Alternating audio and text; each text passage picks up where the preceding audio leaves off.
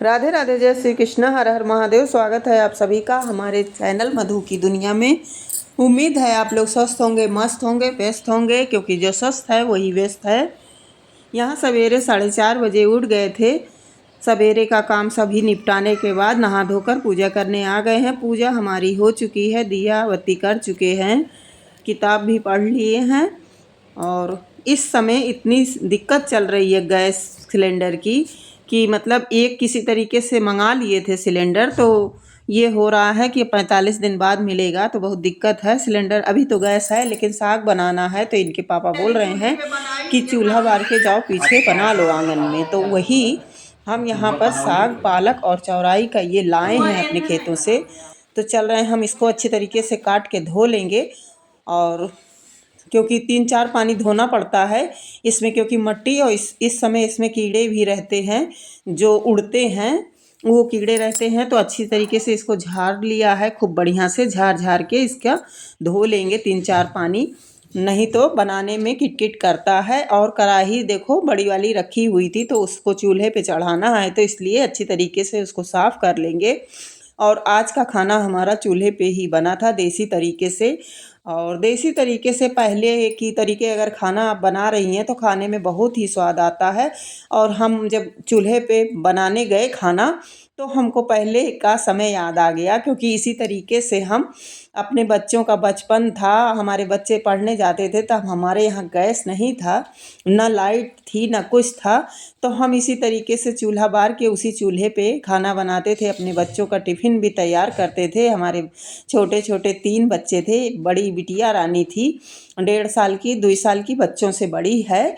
और हमारे 2 लड़के हैं, राजा रोहित, तो वो दोनों जुड़वा थे। तो तीनों बच्चे हमारे स्कूल जाते थे, तो उन लोगों के लिए इस तरीके से हम तैयारी पूरी कर कर अपना कर देते थे। उसके बाद चूल्हा बार के उसी चूल्हे पे उन लोगों का टिफ़िन भी तैयार करते थे, जो भी वो लोग ले जाएं। जैसे कि चीनी भरकर पराठा बना देते थे, कभी पराठा या सूखी सब्जी रख देते थे। यही सब तैयार करके हमको देना रहता था। इसलिए पहले के ज़माने में भी हम 4 बजे ही उठते थे। हमारी शादी को 32 साल हो गया है, और हमारे बच्चे बहुत ही छोटे छोटे स्कूल पढ़ने बहुत दूर जाते थे।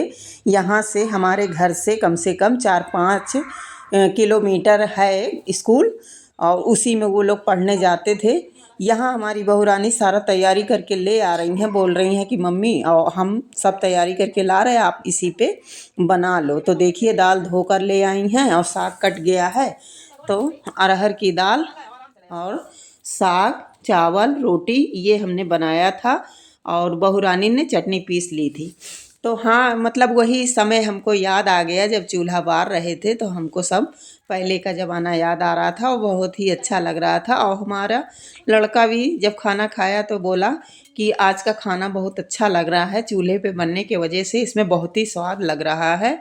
और ये कहीं ना कहीं तो सही बात है कि जो गैस पे आदमी बना लेता है, जल्दबाजी है, लेकिन जो खाना चूल्हे पे बना होता है उसमें स्वाद बहुत रहता है, सोंधापन रहता है। और रोटी जो चूल्हे के अंदर आप डाल के सेंकती हैं उसमें कितना टेस्ट रहता है। और ऐसे ही आजकल की तो लड़कियां या हम लोग खुद ही चूल्हा अब नहीं बारना चाहते हैं गैस के आगे, लेकिन वो स्वाद रोटियों में नहीं रहता है जो चूल्हे पे बनी होती है, उसमें कुछ ज़्यादा ही स्वाद रहता है, खाने में मज़ा आता है। लेकिन हम आज जब आग बार के बैठ गए खाना बनाने के लिए, तो हमको पहले का समय अपना याद आ गया कि इसी तरीके से तब तो कोई तैयारी भी नहीं कराने वाला था। अब तो मान लो चूल्हे के पास में बैठ गए थे, बहू रानी सारा काम करके ले आ रही थी।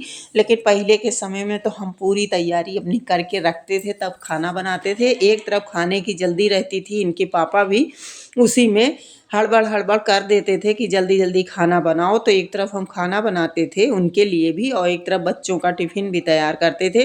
और छोटे छोटे बच्चे थे तो उसी में उन लोगों को तैयार करके स्कूल भेजना भी रहता था समय से, कि समय से चले जाएं लड़के और हमारे बच्चे खा के खाना खिला के और टिफ़िन दे के ही भेजते थे, चाहे वो लोग वापस ले आवें, लेकिन हम टिफ़िन रोज़ उन लोगों का तैयारी करके देते थे। बिटिया रानी तो हमारी ख़त्म कर लेती थी, फिनिश कर देती थी, लेकिन बच्चे थोड़े शरारती थे बचपन से ही, तो वो लोग अपना कभी मन में आया तो खा लीन, कभी मन में आया तो टिफ़िन वापस ही ले आते थे। लेकिन मेरी रोज़ की आदत थी कि बिना टिफ़िन दिए बच्चों को मानते नहीं थे, चाहे जितना वो लोग छोड़ के लावें। और हमारे लड़के बच्चे बचपन में उन लोगों को चीनी का पराठा बहुत ही अच्छा लगता था, तो हम अक्सर करके चीनी भर के पराठा सेक देते थे। आप लोग तो समझ सकते हैं गांव देहात में इतनी व्यवस्था कहाँ रहती है, ना लाइट थी, ना गैस था, तो सब चीज़ की दिक्कतें थी, लेकिन वही ज़माना अच्छा था। उस समय उसी तरीके से हम लोग कर भी लेते थे अपना एडजस्ट,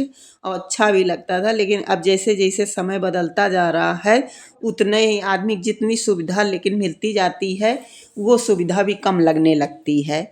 और अब के ज़माने, पहले तो हम लोग हाथ से कपड़े धोते थे, अब तो मशीन है, मिक्सर है, मसाला हम लोग सिल पर पीसते थे। यहाँ हमारा दाल भात और साग और रोटी बन चुकी है।